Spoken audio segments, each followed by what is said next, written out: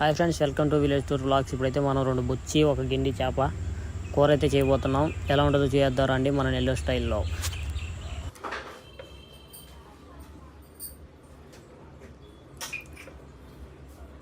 ఇప్పుడైతే మనకి మిరపకాయలు అయితే కావాలి ఫ్రెండ్స్. పచ్చిమిరపకాయలు మనకి చెట్లు ఉన్నాయి కాబట్టి చెట్ల దగ్గరికి అయితే వచ్చాం ఫ్రెండ్స్. చూద్దాం ఎన్ని ఉన్నాయో.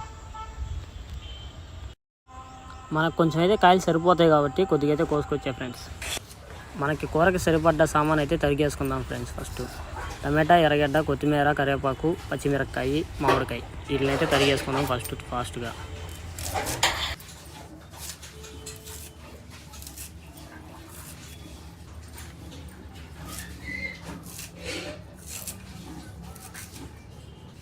నేను మా అమ్మ అయితే కలిసి కూర అయితే చేస్తున్నాం ఫ్రెండ్స్. మా అమ్మకి వీడియో తీసేది రాదు కాబట్టి అందువల్ల మా అమ్మ చేత కోపిస్తున్నాను ఫ్రెండ్స్. నేనైతే వీడియో తీస్తున్నాను.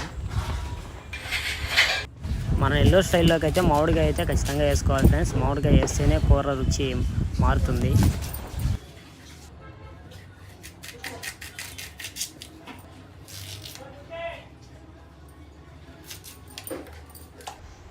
ఫైనల్లీ మనమైతే మామిడికాయని అయితే కటింగ్ చేసేసుకుందాం.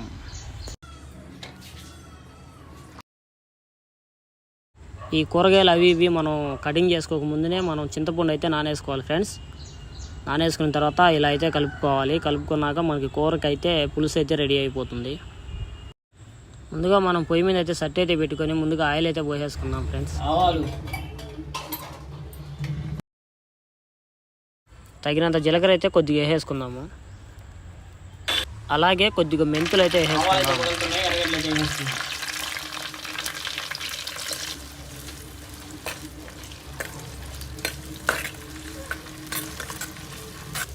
ఎర్రగడ్డలు అయితే తొందరగా వేగేదానికి సాల్ట్ అయితే కొంచెం వేసుకుందాం.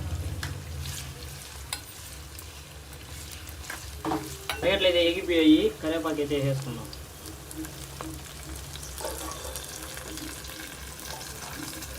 అలానే పచ్చిమిరపకాయలు కూడా వేసుకున్నాం ఫ్రెండ్స్.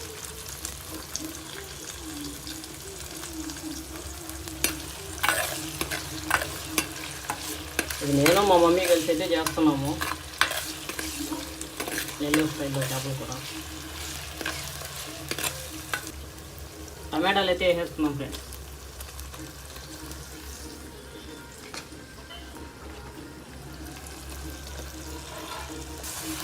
అటుకిలో జీలు అయితే ఇదే ఫ్రెండ్స్ ఒక్కసారి.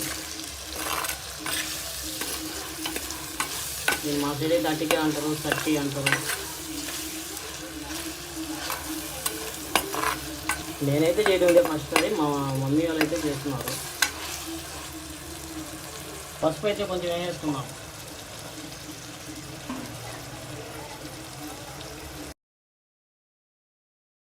తగినంత కారం కూడా అలాగే వేసేసుకుందాం ఫ్రెండ్స్. కొద్దిగా ఘాటుగా ఉండాలి కాబట్టి కొద్దిగా ఎక్కువ వేసుకుంటాం ఫ్రెండ్స్. చేపల కూరలో ఎంత ఘాటు ఉంటే అంత బాగుంటుంది కూర.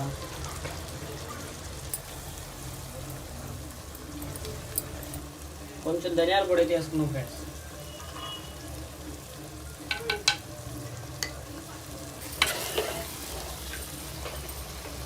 మనం ముందుగా రెడీ చేసుకున్న చింతపండు పులుసు అయితే పోయేసుకుందాం.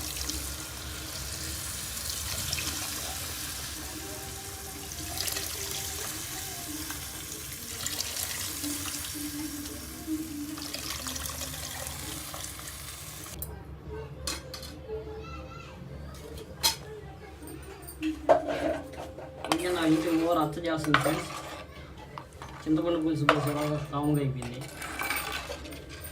తగినంత గల్లుప్పు అయితే వేసేసుకుందాం.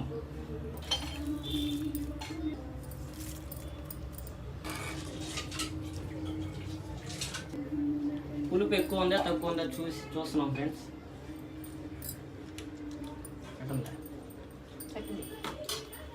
కారం మొత్తం సరిపోయింది ఫ్రెండ్స్. పులుపు అంతగా ఏం లేదు.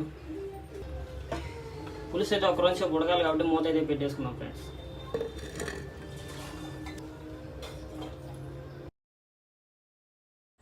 చేపల కూరలో వేసే మసాలాను అయితే మెత్తగా దంచేసుకుందాం ఫ్రెండ్స్. తెల్లగడ్డలు అయితే వేసేసుకున్నాం ఫ్రెండ్స్. మెత్తగా దంచేసాను.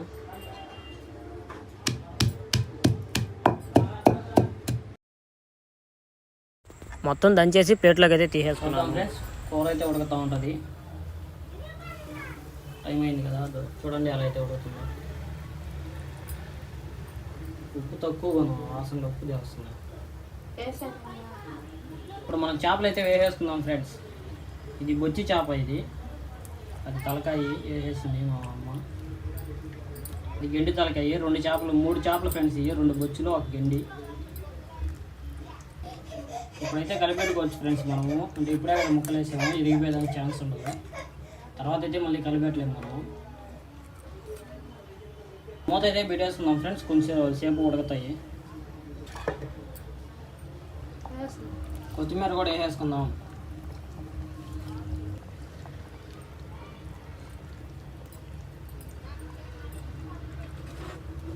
ఉప్పు అయితే చూస్తున్నాం ఫ్రెండ్స్.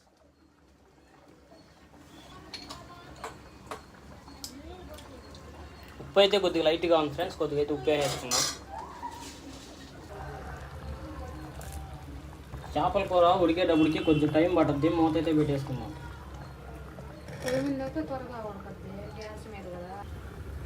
ఇప్పుడు మూత అయితే తీసుకుందాం ఫ్రెండ్స్, మసాలా వేయాలి కదా. చూడండి ఫ్రెండ్స్ ఎలా అయితే ఉడుకుతుందో, వాసన అయితే చాలా కమ్మగా వస్తుంది. మసాలా వేసామంటే ఆల్మోస్ట్ అయిపోయింది ఫ్రెండ్స్ కూర అయితే. మసాలా అయితే వేసేసుకుందాం.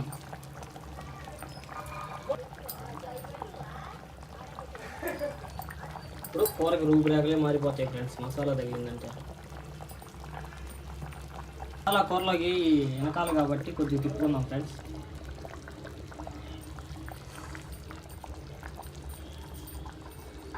ఒక రోజు సేపు మూత అయితే పెట్టేసుకుందాం ఫ్రెండ్స్. కూర అయితే మంచి వాసన వస్తుంది ఫ్రెండ్స్. చూద్దాం ఎలా ఉంటుందో. చూడండి ఫ్రెండ్స్ ఎలా అయితే వచ్చేసిందో చివరికి మన పిట్టు.